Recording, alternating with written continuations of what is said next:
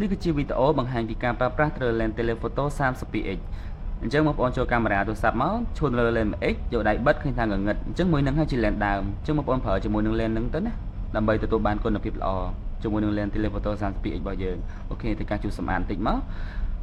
ហើយសម្រាប់ Lens Clip នេះគឺបងប្អូនមិនបាច់ដោះ case ចេញទេដោយសារតែ Lens Clip របស់យើងគឺអាចប្រើបានជាមួយនឹង case ព្រោះមានកន្លែងការពារទៅលើក្រោមរបស់បងប្អូនអញ្ចឹងមិនបាច់ដោះ case ទេគឺដាក់មកគឺអត់សល់ទេគឺហឹបណានល្អតែម្ដងណាបងប្អូនអញ្ចឹងមូលវាបន្តិចមកអូខេបន្ទាប់មកបងប្អូនអាចមូលជាមួយនឹង lens របស់យើងហ្នឹងប្រើបានទេបងប្អូនណាអត់ប្របែកនឹងការប្រើទេ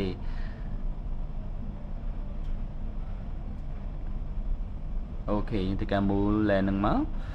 អញ្ចឹងនេះគឺជា Lens Telephoto 32x ជាមួយនឹង Google Pixel 6អញ្ចឹងបងប្អូនទៅការតេស្តជូនបងប្អូនបានទស្សនានៅក្នុងហ្នឹងគឺការថតទៅលើកែវកាហ្វេតែម្ដងណាបងប្អូននៅក្នុង indoor តែម្ដងអូខេ